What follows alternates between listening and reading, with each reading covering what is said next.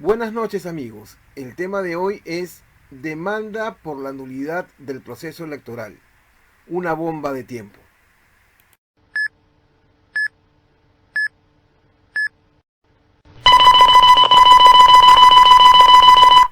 A manera de antecedente, quiero comentar que en lo particular yo no fui a votar el 21 de abril en la primera vuelta por varias razones. La más importante, mi repulsión por todos los candidatos. No considero que hubiera siquiera un mal menor.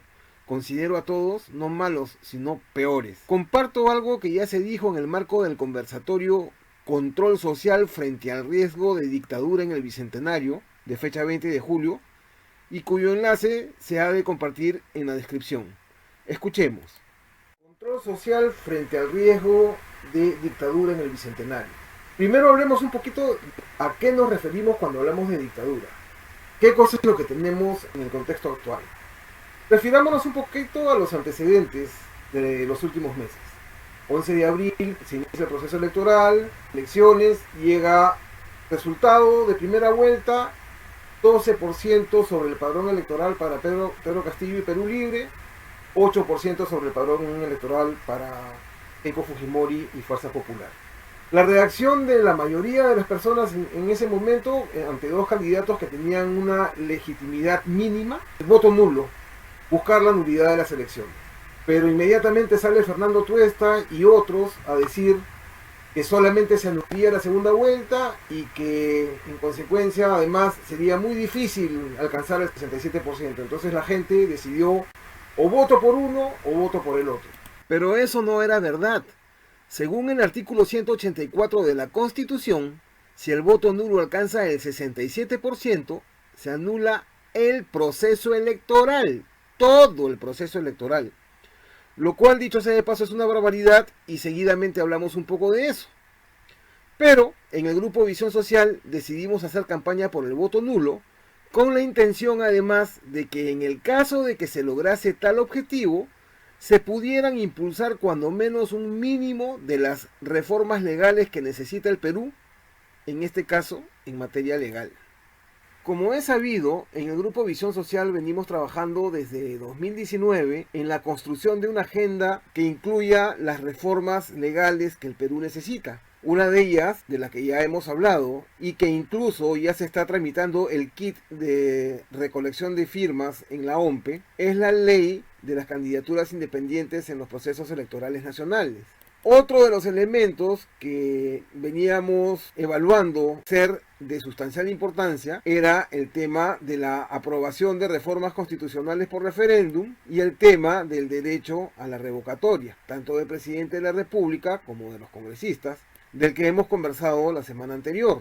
Pero ante esta situación vimos de que habían varios otros cambios que hacer y los recopilamos en un proyecto de ley al que hemos llamado Ley de Reforma Constitucional que garantiza la legitimidad de los candidatos presidenciales y fortalece el derecho a la participación ciudadana. Este tema lo vamos a analizar con mayor detenimiento en un próximo conversatorio o varios próximos conversatorios. Pero lo que quiero decir es que estábamos trabajando en estos cambios que consideramos que el Perú necesita y cuando nos tocó trabajar el artículo 111 nos dimos cuenta de que el último párrafo señala que junto con el presidente de la República son elegidos de la misma manera, con los mismos requisitos y por igual término, dos vicepresidentes. Y en ese momento, cuando era 24 de mayo de 2021 a las 7:30 de la noche, posteé en Facebook: me acabo de dar cuenta de una cosa, Pedro Castillo no puede ser elegido presidente.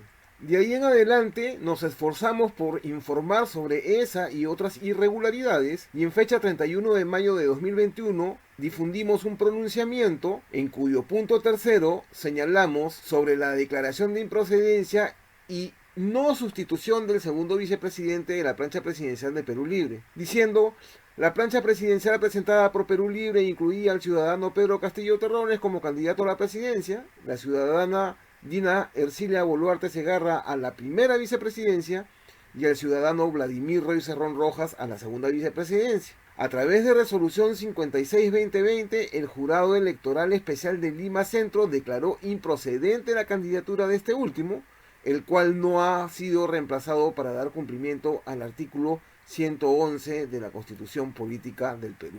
En lo sucesivo, continuamos compartiendo esta información en las redes sociales y fue interesante ver que los líderes de otros colectivos, casi todos autodenominados Bicentenario, no le prestaban atención a esta irregularidad.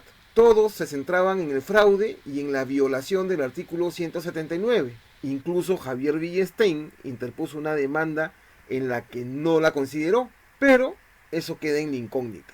Ahora bien, en fecha 9 de julio, la excongresista Jenny Vilcatoma presentó ante el 11º juzgado una demanda donde sí consideraba este tema, señalando que la fórmula presidencial del Partido Perú Libre y del Partido Morado estaban afectadas de nulidad al ser incompletas.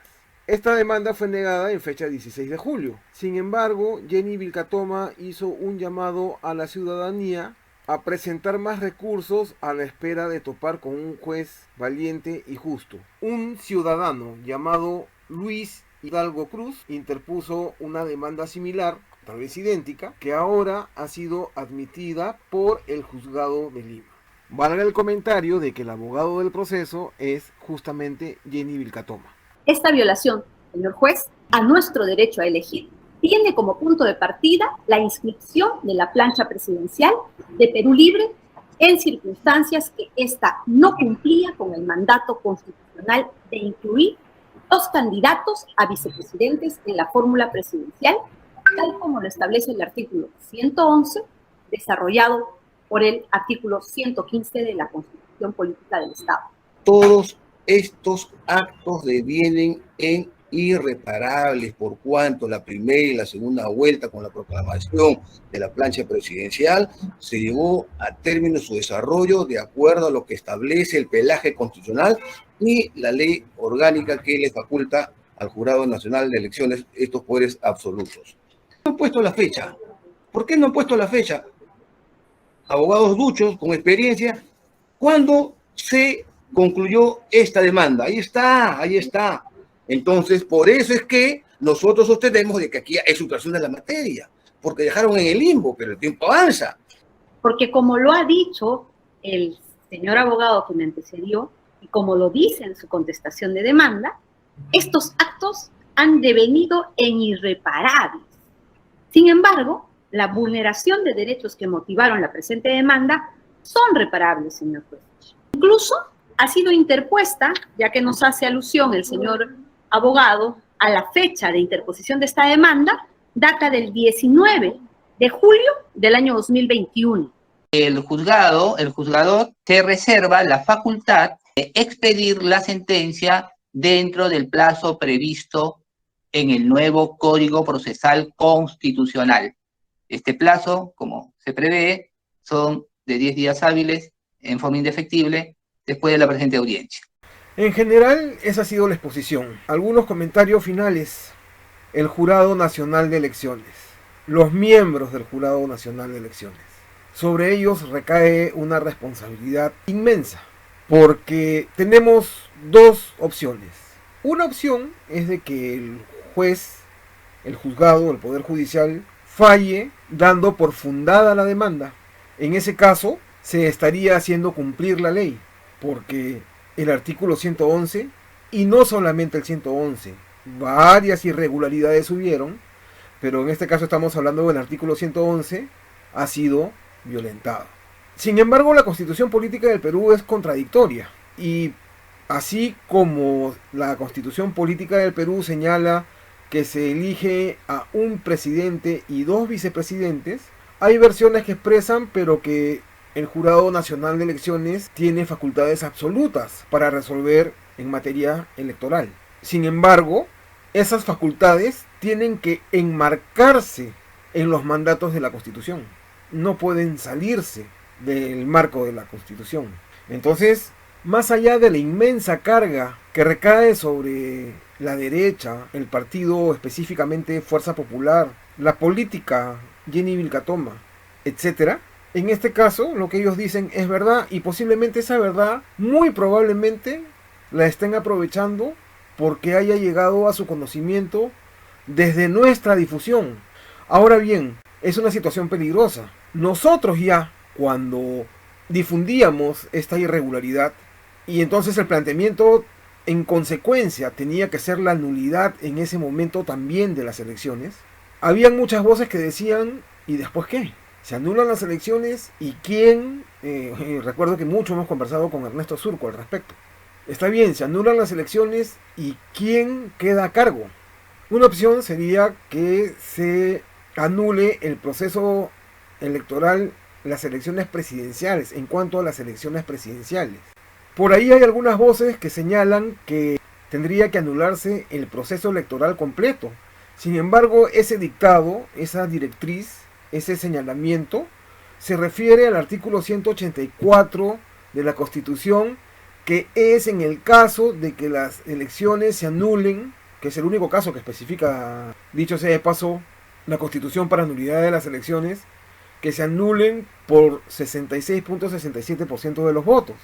En este caso hay un vacío legal. Y cuando se producen crisis en el marco de vacíos legales, solamente hay una solución. Y esa solución no es otra que un acuerdo político. Y este es el centro de esta conversación, de este debate, del tema que planteamos esta noche. Es una situación muy peligrosa. Hemos llegado a un cuello de botella. Yo no veo cómo el juez pueda dictaminar otra cosa que no sea dar por fundada la demanda. Me parece que es totalmente fuera de lugar que la demanda interpuesta por Jenny Vilcatoma no haya sido admitida. Pero en este caso, esta demanda sí ha sido admitida y yo no veo cómo el juez pueda declararla no fundada. Y ese punto de quiebre va a tener que solucionarse a través de un acuerdo político. Ahora aprovecho para mencionar que cuando nosotros hablábamos, antes de que sea proclamado Pedro Castillo, de esta irregularidad y de la necesidad de que se anulen las elecciones y que se convoque a otras elecciones, la intención no era tanto la convocatoria a nuevas elecciones, porque como ya hemos dicho en repetidas oportunidades, hubiéramos regresado nuevamente a foja cero y más de lo mismo. Hubiéramos regresado a nuevas elecciones con los mismos actores, nuevamente al marco de los PPPs, de los partidos políticos podridos. Pero sí había la marcada intención de que se sentara un precedente y que ese precedente sirviera para aplicar reformas políticas.